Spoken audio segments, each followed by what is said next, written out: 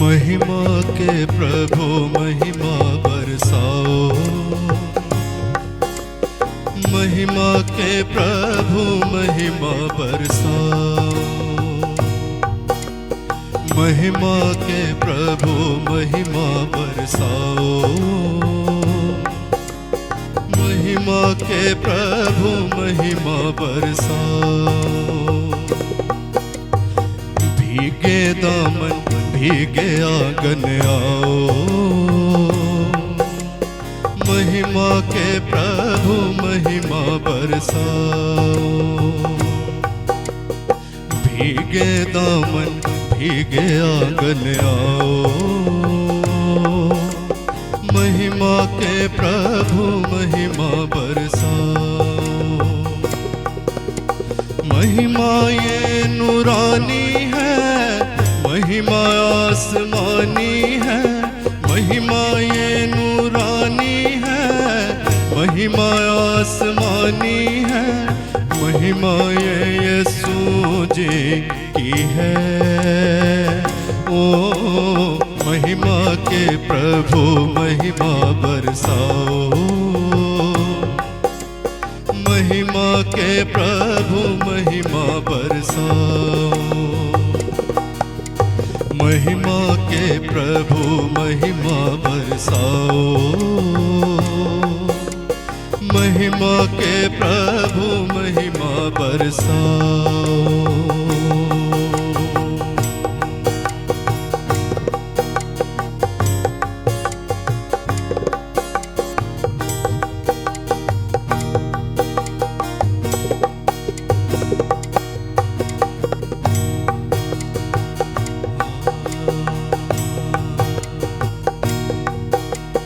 यीशु जी की महिमा भारी, दूर करे ये दुख बीमारी।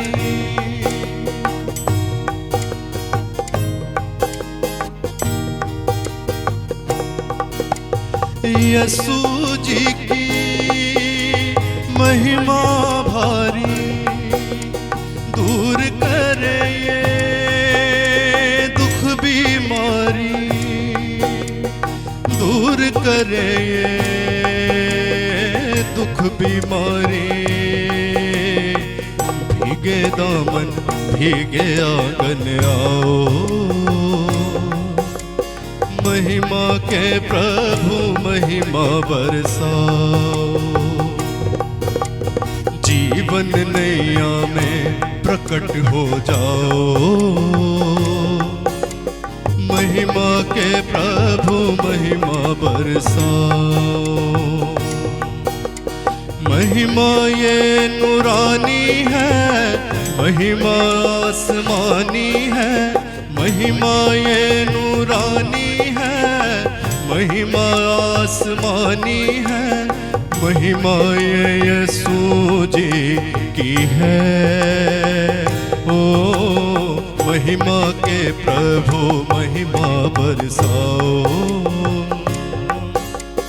महिमा के प्रभु महिमा बरसाओ। महिमा के प्रभु महिमा बरसाओ, महिमा के प्रभु महिमा बरसाओ। बरसाओ बरसाओ बरसाओ बरसाओ बरसाओ बरसाओ बरसाओ बरसाओ बरसाओ बरसाओ बरसाओ बरसाओ महिमा के प्रभु महिमा बरसाओ महिमा के प्रभु महिमा बरसाओ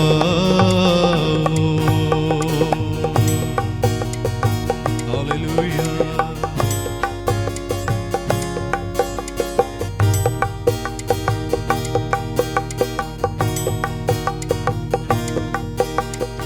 सच्चाई है नाम तुम्हारा लहू यीशु का बना कफारा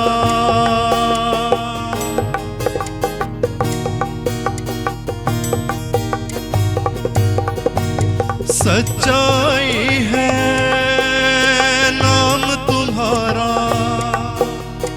लहू यीशु का बना कफारा लहू यीशु का बना कफारा महिमा से भरपूर हमें कर जाओ महिमा के प्रभु महिमा बरसाओ बरसाओ महिमा के प्रभु महिमा बरसाओ महिमा के प्रभु महिमा बरसाओ बरसाओ बरसाओ बरसाओ बरसाओ बरसाओ बरसाओ बरसाओ बरसाओ बरसाओ बरसाओ बरसाओ बरसाओ महिमा के प्रभु महिमा बरसाओ महिमा के प्रभु महिमा बरसाओ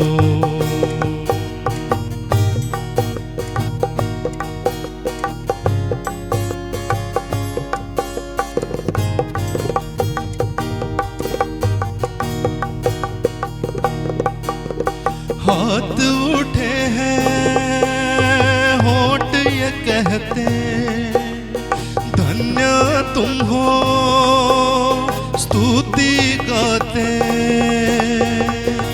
हालेलुया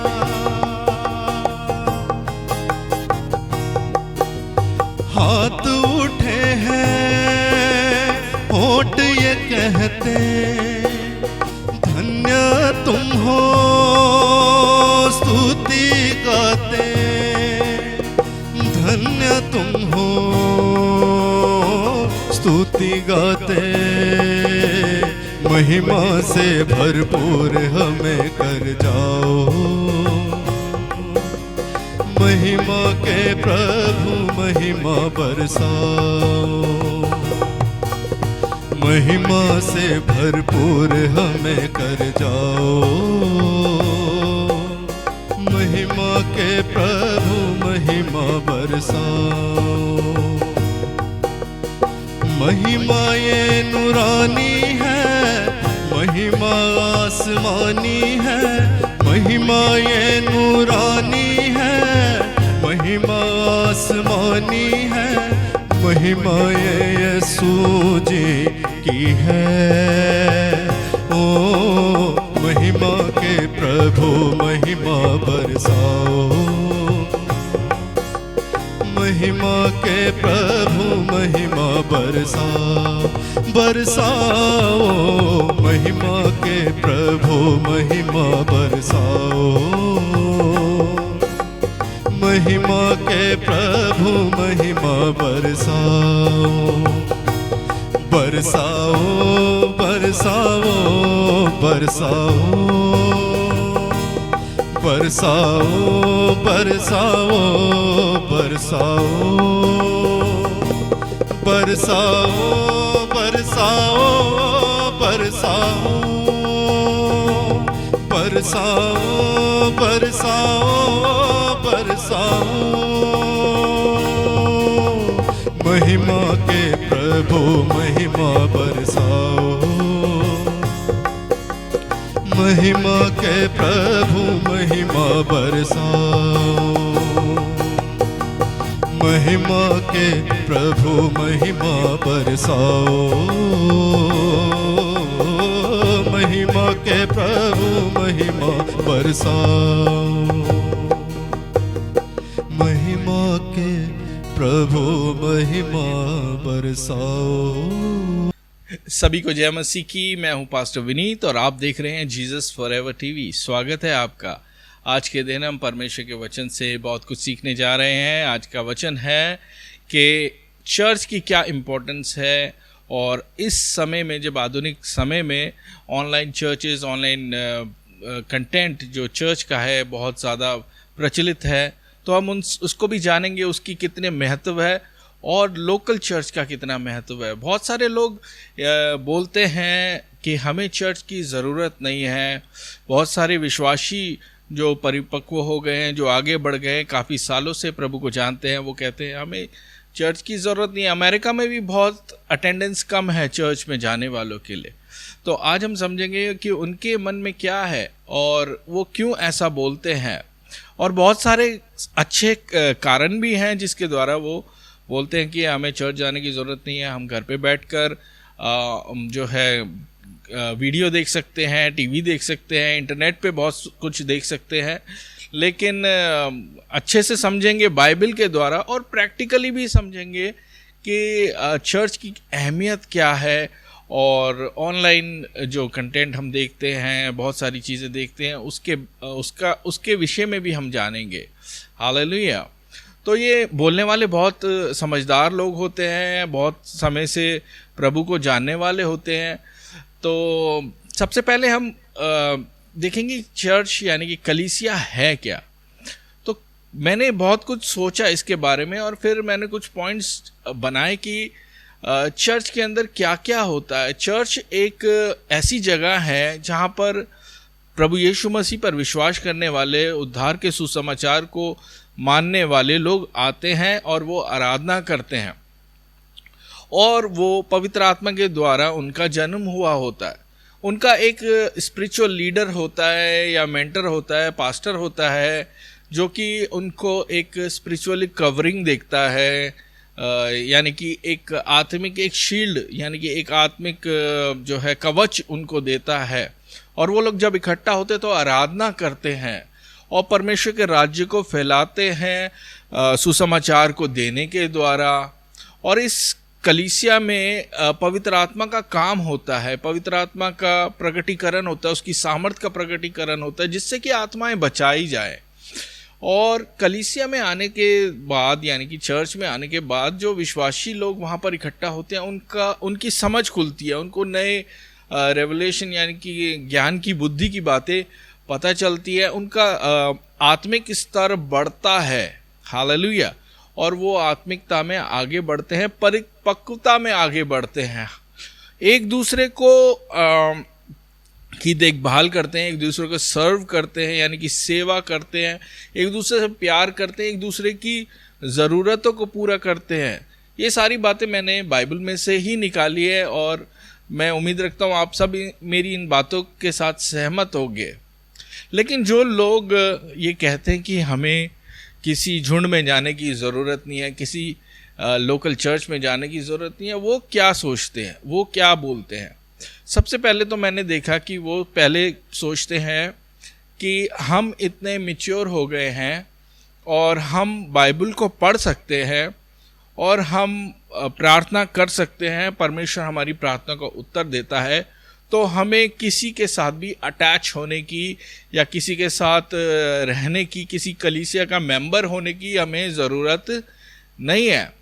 और हमें अगर कुछ सीखना है तो हम ऑनलाइन जाके, इंटरनेट पे जाकर कुछ सीख सकते हैं और अलग अलग मैसेजेस सुन सकते हैं, बहुत सारे लोग इनमें से ऐसे भी होते हैं जो कि कलीसियाओं में उन्होंने ठोकर खाई होती है, वो हर्ट होते हैं, हो सकता है दूसरे मेंबर्स की वजह से या दूसरे लोगों की वजह से, विश्वासियों की वजह से, पास्टर की वजह से, या कोई भी सिचुएशन हो सकती है। कुछ लोग कहते हैं कि हमें ऑनलाइन देखने से हमें बहुत कन्वीनियंस होती है, हमें बहुत आसान होता है, ना हमारे को जाना पड़ता है, ना हमारे पैसे खर्च होता है, ना टाइम हमारा लगता है। तो ये रीज़न है। और वो कहते हैं हम प्रभु में बढ़ रहे हैं, हम बाइबल पढ़ रहे हैं, हम प्रार्थना कर रहे हैं और हमारी उन्नति हो रही है, हम अपने आप में आगे बढ़ रहे हैं। तो ये सारे तर्क जो हैं काफ़ी लोग देते हैं और वो कई कलीसियाओं से अलग हो जाते हैं और टूट जाते हैं। लेकिन जब मोटा मोटा बाइबल में हम पढ़ते हैं तो वहाँ पर साफ साफ लिखा हुआ है, इब्रानियों 10 और उसकी 25 आयत के, एक दूसरे के साथ इकट्ठा होना ना छोड़ें, जैसा कि कितनों की रीति है, पर एक दूसरे को समझाते रहें, और ज्यों ज्यों उस दिन को निकट आते देखो त्यों तो और भी अधिक ये किया करो। किस दिन को? अंत के दिनों को आते हुए देखो। तो वैसे ही इकट्ठा होना, यानी कि फिजिकली गैदर होना, इसको और इंक्रीज कर दो, इनको ज़्यादा बढ़ा दो ताकि तुम आपस में और गठ जाओ। हालेलुया। तो बाइबल जो है, परमेश्वर का वचन जो है, इकट्ठे होने को बहुत ज़्यादा एम्फसाइज करता है, यानी कि उसके ऊपर बहुत ज़्यादा जोर देता है कि तुम इकट्ठा होना ना छोड़ना और बल्कि इसको बढ़ा देना। लेकिन अभी उल्टा हो रहा है। हालेलुया। अब ये जो थ्योरी है ये कौन कर रहा है? परमेश्वर के वचन से उल्टा कौन चलता है? आप और मैं सब जानते हैं। क्योंकि एक कोयला जब अंगीठी से हम निकाल देते हैं और अलग कर देते हैं तो कुछ समय तक तो वो गर्म रहता है, लेकिन उसके बाद फिर वो ठंडा पड़ने लगता है। और उसी कोयले को अगर अंगीठी में दोबारा से डाल दें तो वो दोबारा से दहकने लगता है। अब सबसे अच्छा तरीका अगर हम किसी चीज़ को समझने के लिए करेंगे तो वो है हम यीशु मसीह को देखें कि वो कैसे करता था, यीशु मसीह का तरीका क्या था। यीशु मसीह परमेश्वर का पुत्र था और पुत्र है, और जब वो इस पृथ्वी में आया तो उसके पास सारी ताकत थी, सारी कुव्वत थी और सब कुछ वो कर सकता था और उसने किया भी।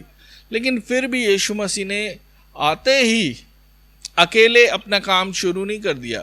जब 30 साल की उम्र में उन्होंने अपनी सेवकाई शुरू करी तो उन्होंने चेलों को अपॉइंट किया, बहुत सारे चेले उन्होंने बनाए और एक टीम को उन्होंने इकट्ठा किया और एक टीम को बनाया और टीम के साथ मिलकर प्रभु यीशु मसीह ने काम किया और उनको भी करना सिखाया। हालेलुया।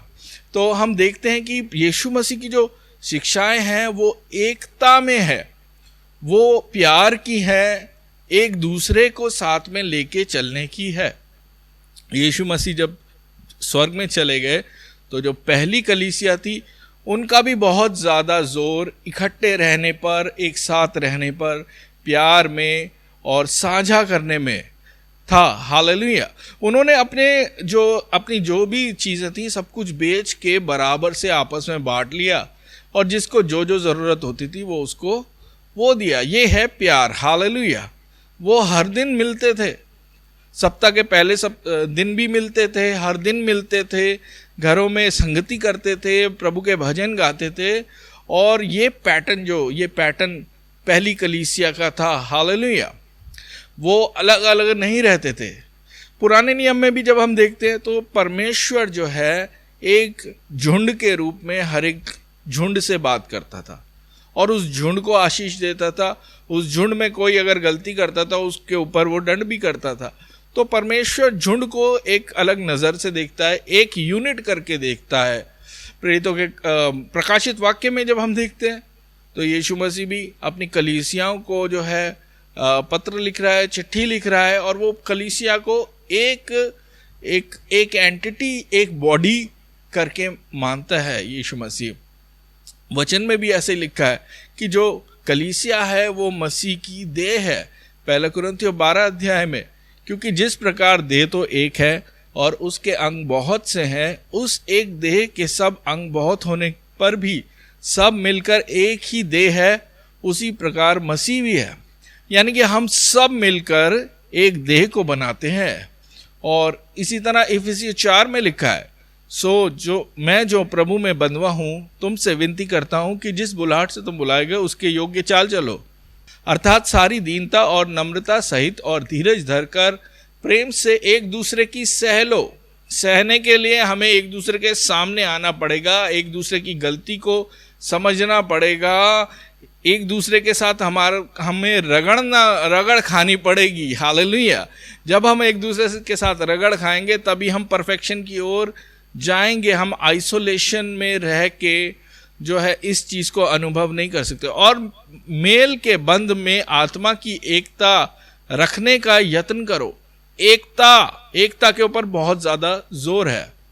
फिर आगे इसी अध्याय में बोलता है, वरन प्रेम में सच्चाई से चलते हुए सब बातों में उसमें जो सिर है अर्थात मसीह में बढ़ते जाएं, जिससे सारी देह एक जोड़ की सहायता से एक साथ मिलकर और एक साथ गठकर उस प्रभाव के अनुसार जो हर एक भाग के प्रमाण से उसमें होता है, अपने आप को बढ़ाती है कि वे प्रेम में उन्नति करती जाए। तो यानी कि यूनिटी भी है, एक साथ गणना भी है, प्रेम भी है और प्रेम के द्वारा उन्नति भी है। हालेलुया। तो हमें इकट्ठे होके प्रोग्रेस करनी है, यानी कि हमें इकट्ठे होके उन्नति करनी है। हालेलुया। अब जो लोग प्रार्थना करना जान गए हैं, जो लोग वचन देना जान गए हैं, जो लोग वचन को पढ़ना जान गए हैं, जो मैच्योर हो गए हैं, वो प्रैक्टिकली अगर हम देखें तो वो कैसे इस स्तर पर आ जाते हैं। जब वो प्रभु को नहीं जानते थे तो वहाँ से लेकर अभी तक की जर्नी को अगर हम देखें तो वो कैसे आ जाते हैं इस स्तर पर। सबसे पहले वो परमेश्वर को नहीं जानते और परमेश्वर को ग्रहण करते हैं। पवित्र आत्मा का अभिषेक उनके ऊपर आता है, परमेश्वर की जो अगुवाई उनके ऊपर आती है, अनॉइंटिंग आती है, परमेश्वर के वचन का समझ आती है और वो बाइबल पढ़ना सीखते हैं। कैसे? वो कहीं ना कहीं किसी ना किसी कलीसिया की सेवकाई के द्वारा ही बचाए जाते हैं। और प्रार्थना करना सीखना, बाइबल को पढ़ना सीखना, बाइबल को समझना, किसी ना किसी पास्टर या किसी ना किसी प्रभु के जन के अधीन रह के वो सीखते हैं। सीख कर कलीसिया में चल कर और अपनी बाइबल स्टडी करके एक स्थान पर इस परिपक्वता तक पहुंचते हैं। यानी कि जो उनकी ग्रोथ होती है वो किसी कलीसिया के अंदर ही होती है और किसी न किसी तरह से वो कलीसिया के द्वारा इस आशीष को पाते हैं कि परमेश्वर के और नज़दीक आ जाते हैं और प्रभु से प्रार्थना करना सीख जाते हैं। हालेलुया। और ये बहुत ही खूबसूरत बात है और कि कलीसिया में आकर लोग सीखते हैं, पास्टर्स के थ्रू, लीडर्स के थ्रू, एल्डर्स के थ्रू। लेकिन उसके बाद क्या होता है? अब ये बड़ा सवाल ये है कि जब आप किसी जगह से, किसी कलीसिया से आप इतना सीख जाएं तो क्या आपकी उस कलीसिया के लिए कोई रिस्पॉन्सिबिलिटी है कि नहीं है? हालेलुया। क्या आप उस कलीसिया के लिए या उस अगुवे के लिए आपकी कोई जिम्मेदारी है कि नहीं है? पहला सबसे बड़ा सवाल है कि आप सीख तो गए हैं लेकिन अब आपकी उस कलीसिया के लिए कोई जिम्मेदारी है कि नहीं है।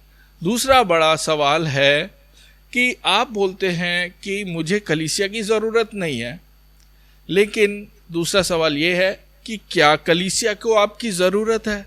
ये सबसे बड़ा सवाल है कि क्या कलीसिया को आपकी ज़रूरत है और आपकी सेवा से कलीसिया की उन्नति हो रही है कि नहीं हो रही है, या हो सकती है कि नहीं हो सकती है। हालेलुया। आपको कलीसिया की ज़रूरत नहीं है लेकिन कलीसिया को आपकी ज़रूरत है। हालेलुया। क्या आप ऐसे व्यक्ति हैं कि आपको जब तक किसी से कुछ मिलता रहे तो आप उसके साथ हैं, और जब आपको कुछ करने का, कुछ देने का टाइम आए तो आप पीछे हट जाएं? हालेलुया। ऐसे व्यक्ति को क्या बोलेंगे? ऐसे व्यक्ति को हम बोलेंगे कि ये सेल्फिश है, यानी कि स्वार्थी है। क्या आप स्वार्थी हैं? नहीं, आप स्वार्थी नहीं है। हालेलुया। मैं प्रार्थना करता हूं कि आप स्वार्थी नहीं है। जब कलीसिया को आपकी ज़रूरत है तो आप पीछे ना हटे। किसी भी बहाने से आपको सेवा करना है, आपको कार्य करना है उस कलीसिया को बढ़ाने के लिए। हालेलुया। क्या उस माता पिता को हम छोड़ देते हैं जिसने हमें बचपन से बड़ा किया, और जब हम बड़े हो गए और वो बूढ़े हो गए तो हमें उनसे कुछ उम्मीद नहीं है लेकिन हमें कुछ करना पड़ेगा, तो क्या हम उनको छोड़ देते हैं? नहीं छोड़ते। हम अपने माता पिता को नहीं छोड़ते, अपने रिश्तेदारों को नहीं छोड़ते, अपने परिवार को नहीं छोड़ते, लेकिन हम करते हैं। लेकिन कलीसिया के साथ ऐसा क्यों है? ऐसा व्यवहार क्यों है कि हम अपनी कलीसिया से अपनी दूरी बना लेते हैं जब हम मैच्योर हो जाते हैं, या हमारे पास ब्लेसिंग्स आ जाती हैं, या कुछ हम कर जाते हैं, परमेश्वर हमें खड़ा कर देता है, तो जैसे ही हम खड़े होते हैं तो हम कलीसिया से दूर भागने लगते हैं। हालेलुया।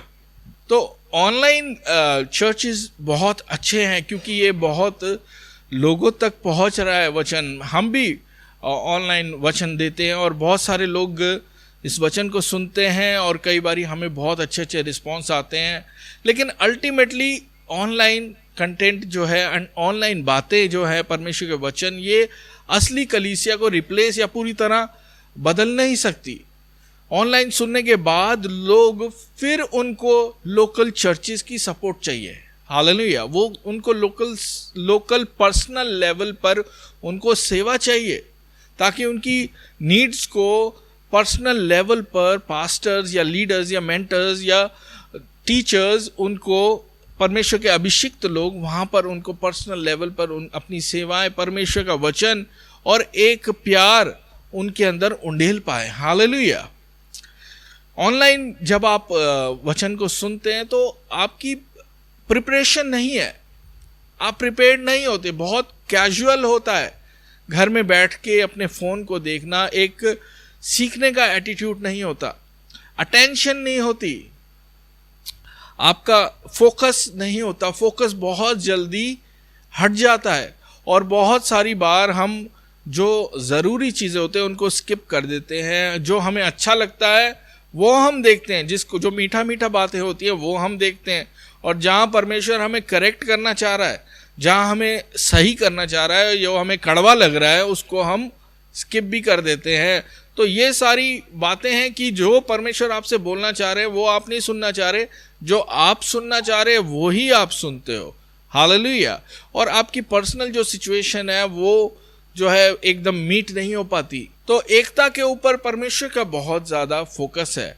यूहन्ना 17 में भी यीशु मसीह जब परमेश्वर से प्रार्थना करता है तो वो कहता है कि जैसे मैं परमेश्वर और तू एक है, वैसे ये भी आपस में एक रहे और ये हमारे साथ एक रहे। एकता के ऊपर बहुत फोकस है। ऑनलाइन जब चर्चेस होते हैं, ऑनलाइन जो चीज़ें होती है जहाँ पर कि लोग अपने आप को अलग आइसोलेट कर लेते हैं, सबसे छुपा लेते हैं, वहाँ पर एकता कहाँ रही? वहाँ एक दूसरे को जानना कहाँ रहा? वहाँ एक दूसरे की जिम्मेदारी को उठाना कहाँ रहा? वहाँ एक दूसरे की सेवा करना कहाँ रहा? वहाँ एक दूसरे की ज़रूरत को देखना कहाँ रहा? वो नहीं रहता। इंसान बहुत आसानी से अपनी आंखों को मूंद सकता है कि वो अपने घर में छुप सकता है और उसको कलीसिया से कोई लेना देना नहीं होता। दूसरी बात जो है, चर्च के अंदर लीडरशिप होती है। हालेलुया। एक लीडरशिप होती है और कलीसिया को उस लीडर के अधीनता में चलना पड़ता है। उस अधीनता में चलना ये परमेश्वर की ओर से है। हालेलुया। प्रेरितों के काम 20 अध्याय में ऐसे लिखा हुआ है, लेकिन लोग अधीन होना नहीं चाहते। आइए वचन को पढ़ते हैं। इसलिए अपनी और पूरे झुंड की चौकसी करो। कौन चौकसी करेगा? जिससे पवित्र आत्मा ने तुम्हें अध्यक्ष ठहराया है। जो अध्यक्ष है, जो जिनको जिम्मेदारी दी गई है, वो चौकसी करें झुंड की, कि तुम परमेश्वर की कलीसिया की रखवाली करो, जिसे उसने अपने लहू से मोल लिया है। मैं जानता हूं कि मेरे जाने के बाद फाड़ने वाले भेड़िए तुम में आएंगे, जो झुंड को ना छोड़ेंगे। देखिए, भेड़ियों का काम है झुंड को तितर बितर करना। हालेलुया। अगर आपको कोई तितर बितर कर रहा है, कोई आपकी सोच में ये डाल रहा है कि आप अकेले रह सकते हैं, तितर बितर हो सकते हैं, तो वो है भेड़िया। हालेलुया। वो भेड़िया है, वो भेड़िए की मेंटालिटी है, वो भेड़िए की टीचिंग है। और परमेश्वर आपको एकता में जोड़ने की बात कर रहा है। तुम्हारे ही बीच में भी ऐसे ऐसे मनुष्य उठेंगे जो चेलों को अपने पीछे खींच लेने को टेढ़ी मेढ़ी बातें कहेंगे। हालेलुया। और ये टेढ़ी मेढ़ी बातें आप नहीं समझ सकते, इसको समझने के लिए अध्यक्ष चाहिए जो पवित्र आत्मा के द्वारा नियुक्त किया गया है और जिसका काम है झुंड की चौकसी करना। झुंड की चौकसी करने का काम किसी को परमेश्वर ने, पवित्र आत्मा ने सौंपा हुआ है और लोगों का काम है उसकी सबमिट करना, उसकी अधीनता में रहना। लेकिन लोग किसी की अधीनता में आज के समय में रहना नहीं चाहते। अधीनता इस दुनिया से बहुत ही कम होती चली जा रही है। कोई किसी को आंसरेबल नहीं है, कोई किसी के नीचे किसी को जवाब दे नहीं है कोई भी। हालेलुया। पहला पत्रस 5वें अध्याय में भी ऐसे लिखा है, हे नवयुग को तुम भी प्राचीनों के अधीन रहो, वरन तुम सब के सब एक दूसरे की सेवा के लिए। अब फिर बात आ गई सेवा के लिए, एक दूसरे की सेवा। जब हम अपने अपने घरों में बैठे हैं, अभी तो मजबूरी है, लेकिन अगर आप कलीसिया खुलने के बाद भी आप ऐसे ही रहेंगे, एक दूसरे की सेवा नहीं करेंगे, तो ये परमेश्वर के वचन के अनुसार नहीं है। तो एक दूसरे की सेवा के लिए दीनता से कमर बांधे रहो, क्योंकि परमेश्वर अभिमानियों का सामना करता है परंतु दीनों पर अनुग्रह करता है। इसलिए परमेश्वर के बलवंत हाथ के नीचे दीनता से रहो, जिससे वे तुम्हें उचित समय पर बढ़ाए। उचित समय पे लोग रुकते नहीं है, बहुत स्पीड है आजकल, हर एक की स्पीड है आगे बढ़ने की, बढ़ाए, लेकिन उचित समय पे नहीं बढ़ते। वो उचित समय से पहले ही प्रीमेच्योरली बढ़ने की कोशिश करते हैं और अपनी सारी चिंता उसी पर डाल दो, क्योंकि उसको तुम्हारा ध्यान है। सचेत हो और जागते रहो, क्योंकि तुम्हारा विरोधी शैतान गरजने वाले सिंह की नाई इस खोज में रहता है कि इसको फाड़ डाले। तो पहले भेड़िया, फिर शैतान जो गरजने वाले सिंह की तरह है, वो आपको कलीसिया से अलग करने के लिए, फाड़ डालने के लिए कोशिश करेगा। और सबसे पहला उसका अटैक है कि आप जो है किसी की रखवाली से, जो पवित्र आत्मा के द्वारा, परमेश्वर के द्वारा नियुक्त है, उसकी रखवाली से आप अलग हो जाएं। हालेलुया। तो परमेश्वर के लोग तो आपको बचाना चाहते हैं, लेकिन बहुत सारे लोग सबमिट नहीं करना चाहते, किसी के अधीन नहीं होना चाहते। वो पास्टर्स को, लीडर्स को कम समझते हैं और ये सोचते हैं कि पास्टर उनका कोई मालिक नहीं है। मालिक तो सच में सिर्फ परमेश्वर है, लेकिन इस ज़मीन पर उसने संभालने वाले उसने रखे हैं, उनको अपॉइंट किया, उनको अनॉइंट किया, और वो आपके लिए सहायक है, आपको हेल्प करने के लिए, आपकी उन्नति करने के लिए। आप क्यों चाहते हैं कि आप जो है परमेश्वर के इस प्रोविजन से अलग हो जाएं? हालेलुया। क्योंकि बहुत सारी गलत टीचिंग्स भी हैं। हालेलुया। शैतान जो है गरजने वाले सिंह की तरह है, जो आपको मसीह की जो टीचिंग है उससे अलग कर दे। और बहुत सारी जो है ऐसी टीचिंग्स इंटरनेट पर मौजूद हैं, आपने भी देखी होंगी, कि जो कि परमेश्वर के वचन के अनुसार नहीं है। और अगर आप परमेश्वर के वचन में स्थिर नहीं हो, आपने अच्छे से परमेश्वर के वचन को समझा नहीं है, और आपकी जो आत्मिक स्तर है वो इतना अच्छा नहीं है, और आपके ऊपर कोई कवरिंग नहीं है, आपका कोई सिखाने वाला, समझाने वाला नहीं है, आप बहुत आसानी से इस ट्रैप में फंस सकते हो। गलत टीचिंग के अंदर आप फंस सकते हो, गलत डिसीजन आप ले सकते हो, गलत स्टेप्स आप ले सकते हो। और जो टीचिंग्स है ये बहुत एक्सट्रीम्स हैं, आपको घुमा देगा शैतान। हालेलुया। अगर आप सोचते हो आप अकेले अकेले चल सकते हो, आपको घुमा देगा शैतान। ज्योतिर्मय स्वर्गदूत का रूप धारण करके भी आ जाता है। हालेलुया। आपको बचाने वाला कोई नहीं है, संभालने वाला कोई नहीं है, कोई आपके नज़दीक नहीं है, कोई आपको देख नहीं रहा, आपकी लोकल कलीसिया के आपके फ्रेंड्स आपको नहीं देख रहे, और आपके भाई बहन नहीं देख रहे, आप अकेले हो, तो आपको गिराना बहुत ही आसान है। उसके अलावा आप गलत संगति में, गलत कार्यों में फंस सकते हैं, क्योंकि कोई आपको देख नहीं रहा। और मनुष्य जो है एक सोशल एनिमल है, सोशल बीइंग है, और उसको किसी ना किसी की ज़रूरत पड़ती है। और जब आपके पास मसीही दोस्त, मसीही भाई बहन नहीं है, तो आपका अटैचमेंट कहीं गलत जगह पर भी हो जाता है। और हम जानते हैं कि गलत संगति जो है अच्छे चरित्र को ख़राब कर देती है, आपके जीवन में बहुत बड़े नुकसान हो जाते हैं, गलत संगति से बहुत लोगों को बहुत नुकसान हुआ है। तो परमेश्वर का वचन कहता है कि अपने अगुओं के अधीन रहो, उनकी बात मानो, और जो वो कहते हैं उसको आप समझो। ये इस जो बात को ना बहुत हल्के में लिया जाता है। एक स्पिरिचुअल कवरिंग होती है, प्रैक्टिकली आप देखिए, प्रैक्टिकली बात कर रहा हूं मैं। एक स्पिरिचुअल कवरिंग होती है। जब मनुष्य परमेश्वर के नज़दीक आता है तो वो बहुत कुछ सीखता है, बढ़ता है, फिर फिसलता है, फिर सीखता है, फिर बढ़ता है। वो संडे को चर्च आते हैं, जय मसीह की बोलते हैं, लेकिन 6 दिन उनका जीवन अलग हो जाता है, वो डिफरेंट हो जाता है। टाइम लगता है मैच्योरिटी आने में, टाइम लगता है चीज़ों को छोड़ने में, बुरी बातों को छोड़ने में, शारीरिक अटैचमेंट्स को छोड़ने में टाइम लगता है।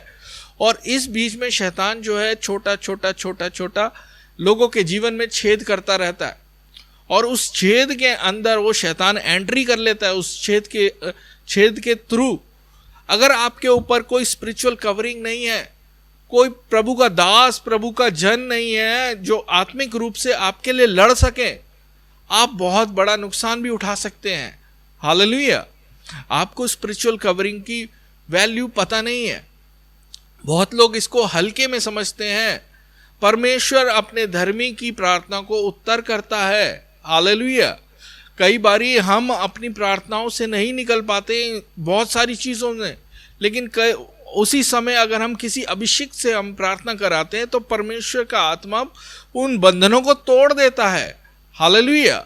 बंधनों को तोड़ा जाता है, और जो चीज़ें हमें ब्लॉक कर रही हैं, जो आशीषें हमें मिलनी चाहिए, हमारी आशीषों को ब्लॉक कर रही हैं, उसको तोड़ के परमेश्वर की आशीष, उसका प्रोटेक्शन हमारे ऊपर आ जाता है। और ये प्रैक्टिकल है, आपने देखा होगा। तो जब आप किसी कलीसिया से या किसी स्पिरिचुअल अभिषेक से आप दूर होते हैं तो एक क्लोजनेस ख़त्म हो जाती है आपकी ज़रूरत, आप एक डिस्टेंस बन जाता है, आपके अंदर एक दूरी आ जाती है, और उस दूरी से आपकी स्पिरिचुअल कवरिंग पे भी फर्क पड़ता है। हालेलुया। एक पर्सनल टच एवरी वीक आपको मिलना है, वीक में दूसरी बार मिलना, 2 बारी मिलना, और अपने लिए प्रार्थना कराना अलग बात है, जिससे आप मजबूत हो जाते हैं। एक अभिषेक आपके ऊपर आ जाता है। एक पास्टर भी जो है वो आपको झुंड की रक्षा करने के लिए वो सक्षम हो जाता है। हालेलुया। पहले थिस्सलुनीकियों 5 अध्याय में भी कलीसिया के प्रति हमारी जिम्मेदारियों के बारे में लिखा हुआ है कि हमें कैसे एक दूसरे के लिए हमें कार्य करना है। और ये सब कुछ हम नहीं कर सकते अगर हम सिर्फ अपना फोकस ऑनलाइन चीज़ों के ऊपर, ऑनलाइन कंटेंट के ऊपर, ऑनलाइन चर्च के ऊपर देंगे। हम एक दूसरे के साथ ना प्रेम प्रकट कर सकते, ना प्रेम कर सकते, ना उनकी देखभाल कर सकते, ना हम किसी के साथ इंटरेक्शन कर सकते, ना हमारे ऊपर स्पिरिचुअल कवरिंग आ सकती है। हो सकता है हम कोई वचन देख लें, समझ लें, उसमें हम स्पिरिचुअली ग्रो करें, लेकिन बहुत सारे जो कमियां रह जाती हैं। तो ऑनलाइन चर्च मेरे हिसाब से कभी भी जो है पूरी तरह से असली चर्च, असली मिलने को, फिजिकली मिलने को रिप्लेस नहीं कर सकता, उसकी जगह नहीं ले सकता। हालेलुया। तो प्रभु के लोगों, बहुत सारी बातें और भी हैं, लेकिन समय सीमित है, इसलिए मैं अभी यहाँ ख़त्म करूँगा। और जो मैं कहना चाह रहा हूँ आप समझ रहे होंगे कि किस तरह से जो है हमें एक दूसरे से मिलना बहुत ही ज़्यादा ज़रूरी है, हमारे अपने खुद के फ़ायदे के लिए। हालेलुया। खुद के फ़ायदे के लिए, खुद की उन्नति के लिए, दूसरों के लिए जो हमारी जिम्मेदारियाँ उसको पूरा करने के लिए हमें मिलना बहुत ज़्यादा ज़रूरी है। और मैं उम्मीद रखता हूँ बहुत ही जल्द हम लोग सब मिल पाएंगे और मिल पाएंगे, प्रभु का काम और मजबूती के साथ कर पाएंगे, अपनी जिम्मेदारी को लेंगे, क्योंकि अब कलीसिया को हमारी ज़रूरत है, कलीसिया को, परमेश्वर के काम को हमारी ज़रूरत है, और हम इससे कभी पीछे नहीं हटेंगे और हम आगे बढ़ते जाएंगे, परमेश्वर के राज्य को फैलाएंगे और आगे बढ़ते जाएंगे और शैतान के कामों को ख़त्म करेंगे। इन अंत के दिनों में जो परमेश्वर ने हमारे लिए काम ठहराया हुआ है, उसके वचन को बढ़ाने का, वो हम करेंगे, सब मिलकर करेंगे, एक देह बनकर हम करेंगे। हम अकेले सेल्फिशनेस में जीवन नहीं जिएंगे, लेकिन हम सब एक हो जाएंगे और प्रभु के कार्य को करेंगे। और मैं उम्मीद रखता हूँ आप सब जो सुनने वाले हैं, आप सब हमारे साथ हैं, अपनी कलीसियाओं के साथ हैं, अपने पास्टर्स के साथ हैं, और उनके साथ मिल के मजबूती के साथ कहीं से भी, कहीं पर भी आप हैं, आप परमेश्वर के राज्य को फैलाने में अपने अगुवों का साथ देंगे, परमेश्वर के कार्य को करने के लिए परमेश्वर के पवित्र आत्मा की अगुवाई में आप आगे बढ़ेंगे। मैं उम्मीद रखता हूँ ये वचन आपको समझ आया होगा, अच्छा लगा होगा। अगर आपको अच्छा लगा है तो आप इसको शेयर कर सकते हैं, और आप हमारे YouTube चैनल को सब्सक्राइब कर सकते हैं, आप हमारे फेसबुक पेज को लाइक कर सकते हैं ताकि आपके पास नोटिफिकेशन पहुंच जाए। और मैं आपका धन्यवाद करता हूं, आप हमारे सुनते हैं, और जो लोग शेयर ऑलरेडी करते हैं मैं उनका भी धन्यवाद करता हूं कि आप परमेश्वर के वचन को आगे बढ़ाने में हमारी सहायता मदद कर रहे हैं। Thank you. और प्रभु आप सबको आशीष दे। सभी को जय मसीह की।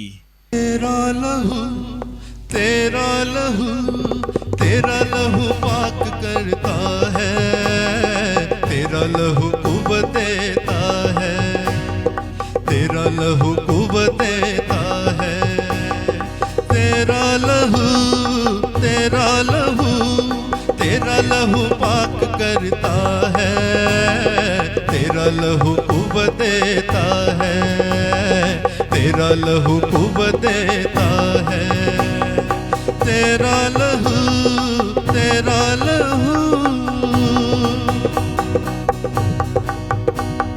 तेरे लहू की धार से मिटते गुनाह और खिलते हैं फूल, तेरे लहू की धार से मिटते गुनाह और खिलते हैं फूल, तेरा लहू, तेरा लहू, तेरा लहू हिम्मत देता है, तेरा लहू कुव्वत देता है, तेरा लहू कुव्वत देता है, तेरा लहू, तेरा लहू, तेरा लहू पाक करता है, तेरा लहू कुव्वत देता है, तेरा लहू कुव्वत देता है, तेरा लहू, तेरा लहू।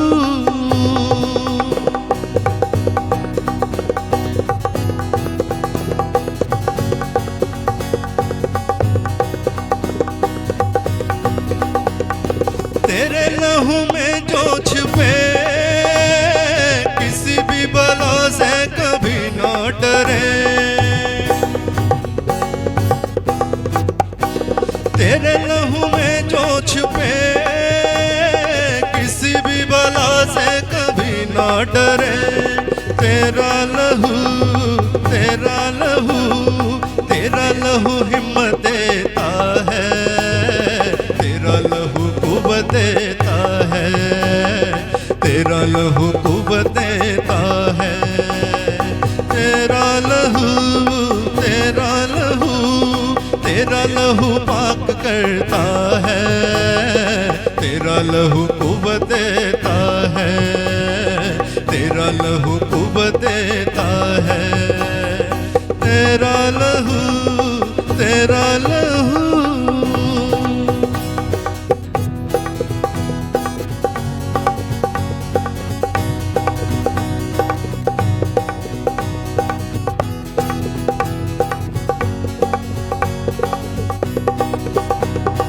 तेरा लहू ढाल और किला सबकी परो मजबूत आसरा, तेरा लहू ढाल और किला सबकी परो मजबूत आसरा, तेरा लहू, तेरा लहू, तेरा लहू कुव्वत देता है, तेरा लहू कुव्वत देता है, तेरा लहू कुव्वत देता है, तेरा लहू, तेरा लहू, तेरा लहू पाक करता है, तेरा लहू कुव्वत देता है, तेरा लहू कुव्वत देता है, तेरा लहू, तेरा लहू।